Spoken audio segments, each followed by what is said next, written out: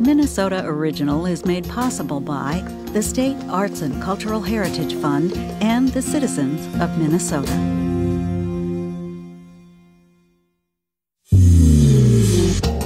National Endowment for the Arts fellow and dance journalist Lightsey Darst recently published her first book of poetry and is now writing new work. Young people soar at Circus Juventas, the performing arts circus school in St. Paul. And the Pines perform. It was running right on schedule, behind the time. These artists and more now on Minnesota Original.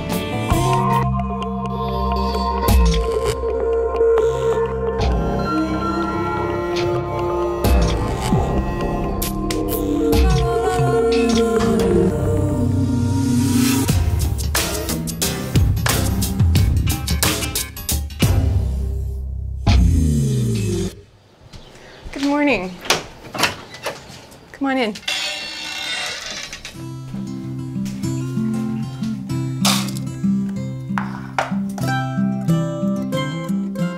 If I could always have this day, it would be great, because I'm going to get up and work on writing and go to ballet. It's 6:20, and I don't normally get up quite this early, but I do get up early. If you get up early, then you can get a lot of work done before anything happens. I'm Lightsey Darst, and I write poetry, I write dance criticism, and I teach college English.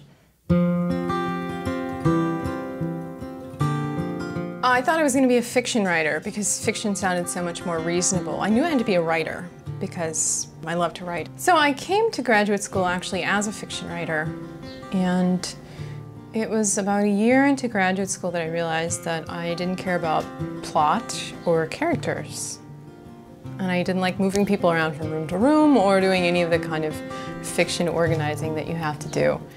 So poetry seemed a lot more natural. I love that I can sit here and look out at all the trees, just watch things happen, and all my stuff is right here in front of me, and I have all my things that inspire me around me. So I'm currently working on a project called Dance, which is a trilogy of hell, earth, and then paradise or heaven. This is from Treasure, which is the hell section. Burning library.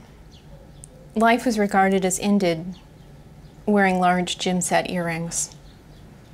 I'm speaking now of people made desperate. Black onyx. I have been a thief. I have been an adulterer. I have been a murderer.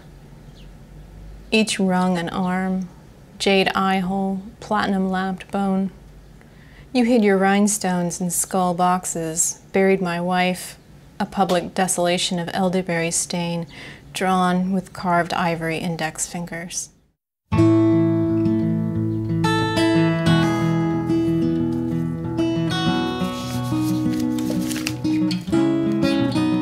Well, for me, I do work on my laptop a lot. There's still a lot of fiddling and twiddling and staring out the window, and I have all these Post-it notes. You know, when you write things down on Post-it notes, they don't always make sense later, and now they seem kind of strange. Right now I have all this text and I'm trying to narrow it down. I'm a little too prolific, and sometimes that's a good thing because it means that I have a lot to choose from all the time. But in this case, I wrote way too much. Now it's kind of tough because I'm trying to figure out what in all this pile of junk that I wrote actually is something that's interesting and can be something. Find the Girl is my first full-length book that I've had published. Find the Girl has a theme of girlhood and this really dangerous zone that girls go through.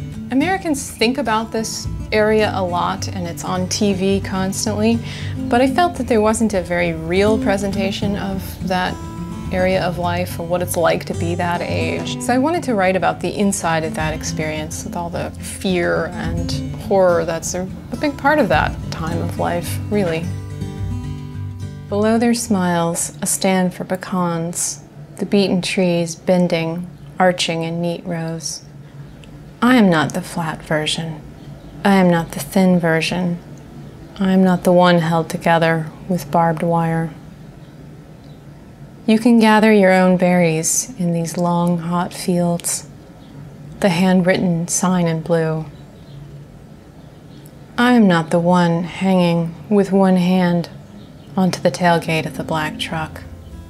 Mostly the reception has been really positive. It's actually a little bit surprising because when you publish a book this dark, you kind of think that people are not going to be that excited to read it, but it's really gotten a lot of good press. All right, well, it's time to go to ballet, so I'm going to pack up here. I take the advanced professional class at the Dance Institute, and it's a great class. We have great teachers. I started dancing when I was about 4.5, but I take it very seriously, and it's a big part of my life, even though it's not a professional thing.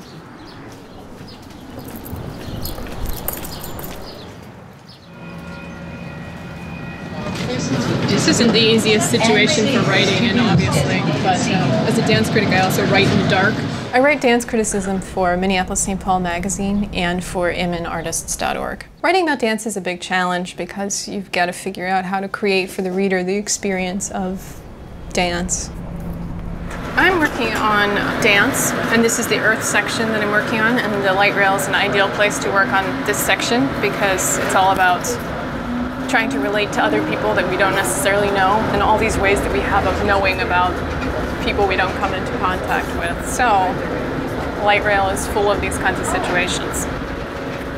That idea of dance as a way of keeping your balance in a really complicated and confusing environment, that struck me as being really interesting.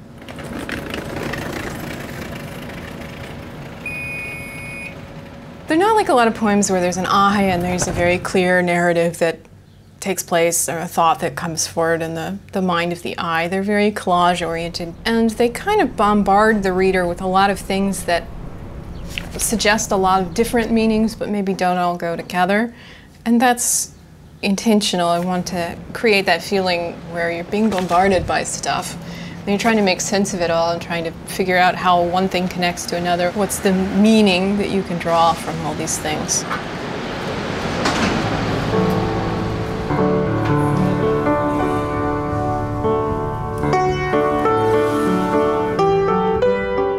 I'm not as talented a dancer as I am a writer, so things that I can only look at in dance I can do in writing. But I try to translate this. How can I feel more in control of my medium and not just, trying to stay above water, which is how I often feel.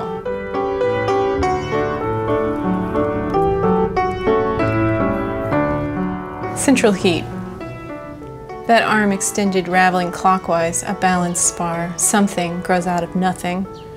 Hate a center, depart from a center, abandon an empty center. It violates our private space, and the one place we think of as our sanctuary. Lift your animal head, drink of always this unfastening. Our wish clears out, leaving space for heaven? But not heaven. We were there once, clawing, naming ourselves. An element like arrows or rainwater shatters off your arm. Fractured, not cut diamond is star sapphire, built around a flaw. I think one of the things that drives me to write poetry is this desire to do justice to the world I see around me. There's the idea of speaking the truth about bad things that happen. I see a lot of people trying very hard and loving other people a lot and putting so much of their effort into the world, and I want to try to commemorate that.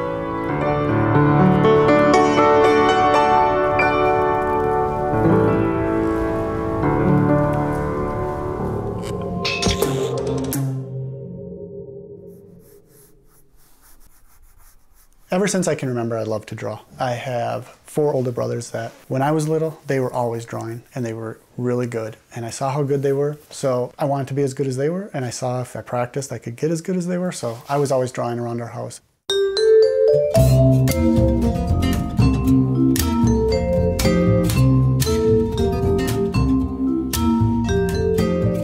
When I graduated college, I thought I was going to get that children's book right off the bat, but it took 6 years of sending out my work to different publishers. And really, that 6 years, that's where I really developed my style. I have illustrated 14 books, and I'm currently working on my 15th book right now. It's very daunting when I first get that story. I'll read the story over and over and start coming up with ideas of how I want the pictures to look. They always start in my sketchbook. I don't usually think up ideas. I don't even know exactly what I'm going to come up with sometimes when I start working in my sketchbook.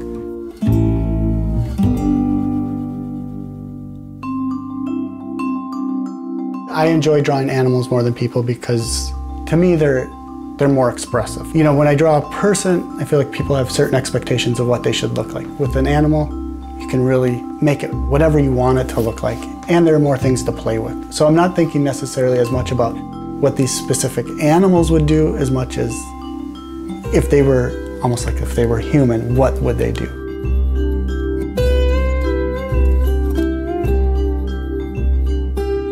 Should we draw a flower? Yeah. I don't have my kids in mind when I'm working as much as I love adding little elements of their life and my life into the illustrations. Franklin loves baseball. There's a baseball hidden in every one of my books. My work has maybe become a little more child-friendly, you know, because I'm seeing what my kids are reacting to. You know, maybe I'm seeing books through their eyes a little bit more. Before having kids, I would look at the illustrations, and if the illustrations were great, then I would think it was a great children's book. But that's not necessarily true. I think that some of the simplest illustrations are some of my kids' favorite books. You know, if the story and the illustrations work together, I think that's what makes a great children's book.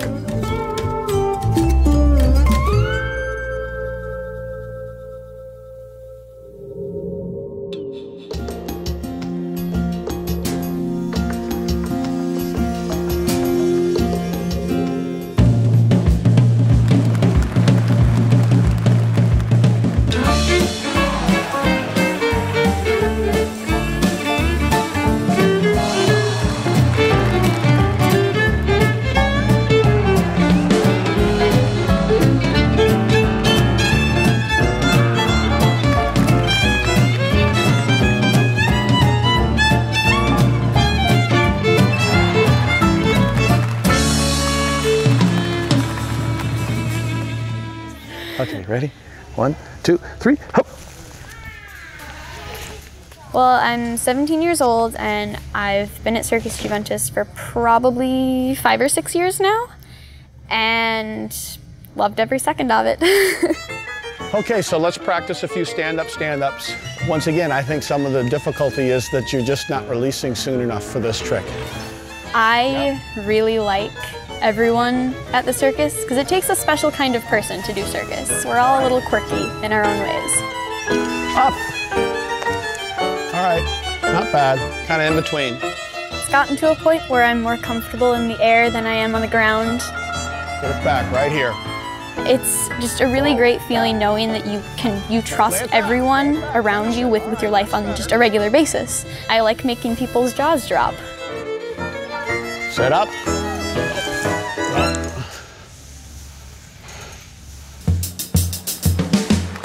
Circus Juventas is a non-profit performing arts school for youth, and our mission is to inspire artistry and self-confidence in our youth through a multicultural circus arts experience. And our school actually goes from 6 to 21 years old, and then we have about 150 toddlers and kinders. We also had this idea of boys and girls working side by side as equals in a non-competitive environment.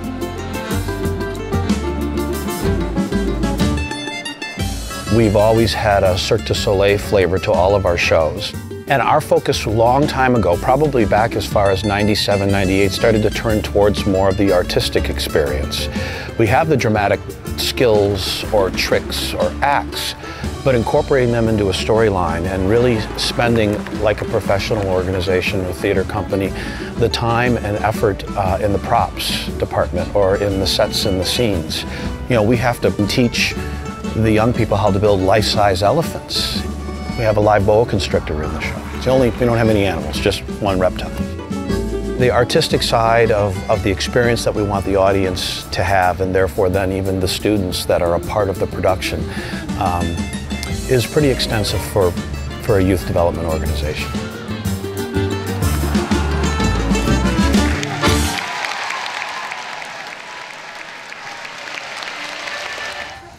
And nice smile. Open your hands Beautiful. now. Catch up high, guys. It's beautiful. Look it up. We have young people that are growing up with greater self-esteem, learning how to work well as a team. I'm 10 years old and I've been performing for 2.5 years. Sometimes the tricks are scary and sometimes they're hard, but you have to trust the other people to catch you if you fall. This trick in America, first time they're doing for youth circus. Good. Nick, up high. Nick, go on top. Beautiful. Right there, right there. Nice job. Nice job. But smile more and do the way you're supposed to do. Don't cut any steps. It isn't just the technical ability that they have to achieve. They have to have the artistic expression. They have to have the body movement. They have to take dance. They have to take character development. On the big top, it's all sparkle and spotlight. But in the shadow of the big top, strange secrets, inexplicable beings. One of my coaches tells me, like, right now it's still my trick. You have to make it yours because you have to get comfortable with it, that you can do it like in your sleep. And when you can do that, you can add more like artistic and theatrical elements. When I was younger, I struggled a lot with anxiety. And as soon as I started circus, I started becoming more confident with all of my anxieties, and my self-confidence grew too. And heights is really the one thing that I'm not scared of at all. I actually just love heights. It's a really good feeling being high up above the ground and feeling the wind and kind of flying a little bit. All right.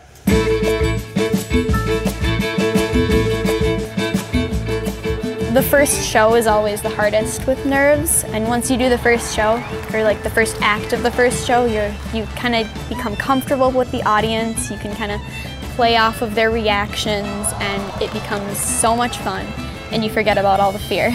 If it really is a recital and nobody's really making that big of a deal out of it, then the kid isn't going to think that it's as big a deal. But when you make a big deal out of it, and you've got lights, and you've got sets and scenes, and beautiful costumes, everybody has a place, kids will be able to take that experience with them their whole life in everything they do. And that's really what we're doing. To watch these productions unfold and to have the students make the production their own is extremely rewarding. Amazing.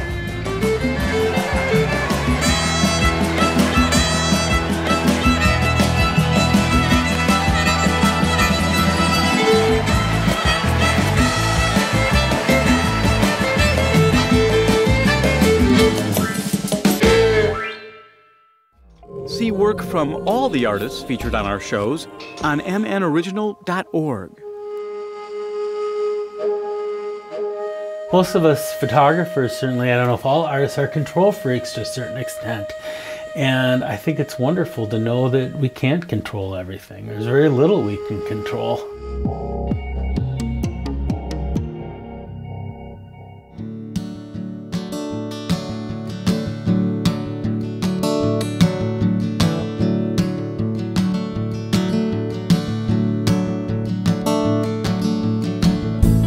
These are the days that send a shiver through the heart. Oh my love, the sidewalk still leads to spring. As surely as the swan song plays its vital part, like a stone that goes on missing from the rain. Moon cycles never been for passers-by. Oh, it's true, I never saw the future clear. The ceremony grounds are thawing dry, and I know the way to get there from here. The town cried and the torchbearer missed the sign.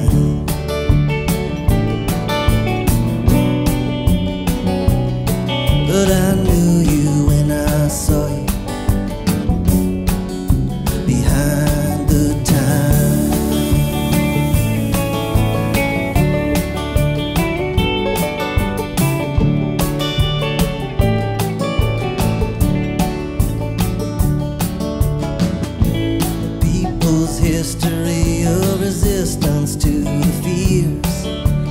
pastures of plenty will never find their door.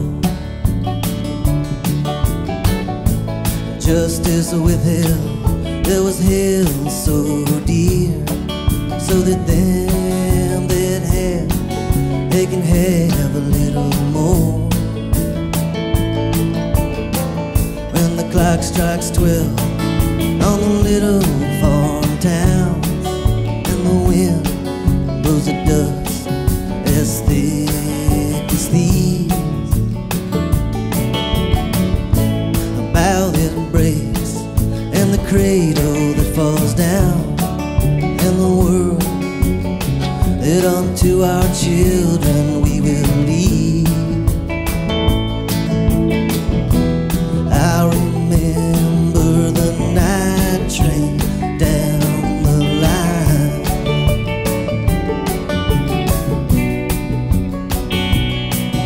It was running right on schedule, behind the time.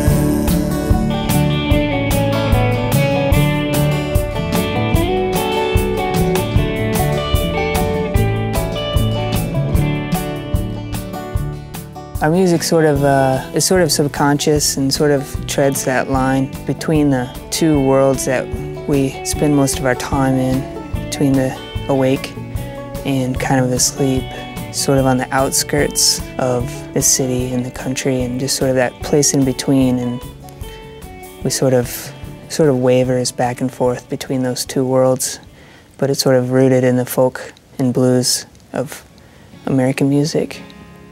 Our influences come from where we're from. Iowa folk music has been a huge influence. I feel like that was the base, and then it sort of expanded.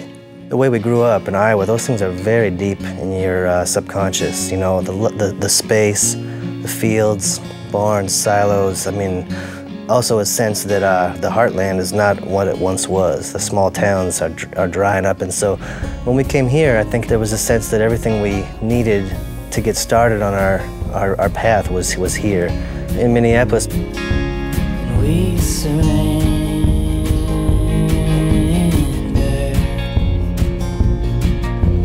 just to survive, but no matter how hard you try, no, you can't put the tears back in your eyes.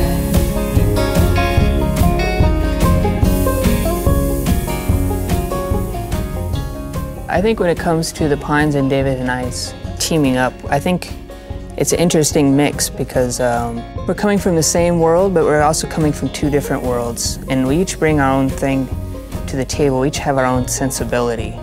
I was a writer before I ever knew how to play guitar or try to sing, so when I brought, you know, sort of these poems to the table, I learned a lot from Ben about music itself, you know, in the sense of song and the arrangement of a song, and really we could take each other's ideas and he could help me put, you know, think in terms of wide soundscapes musically, you know, and I try to bring what I could bring with writing, and it's just, now it's even expanded to include the musicians that we play with and have that process. We have to both be able to live inside these songs, to go out and spend your days and nights playing them and trying to feel comfortable in these songs. So therefore we open them up to each other to allow each person to kind of walk in and go around so you can have some sort of part of it.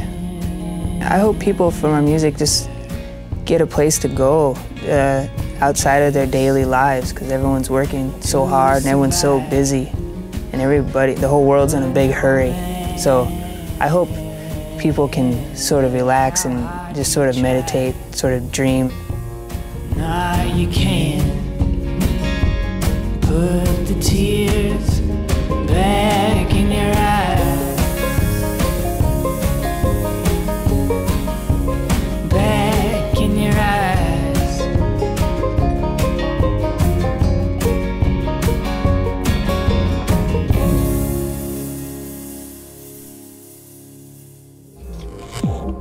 coming soon to Minnesota Original. Love is unconditional, that's why I'm traveling. I don't know if Aretha inspired me or scared me.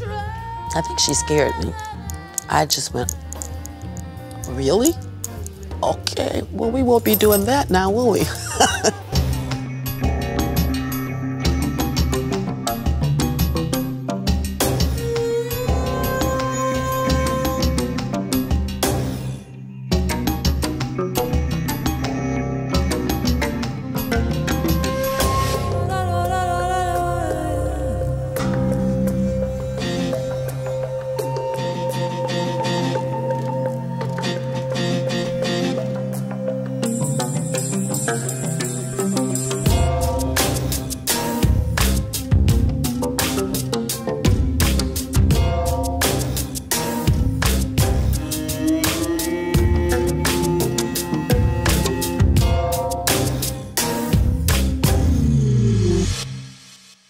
Minnesota Original is made possible by the State Arts and Cultural Heritage Fund and the citizens of Minnesota.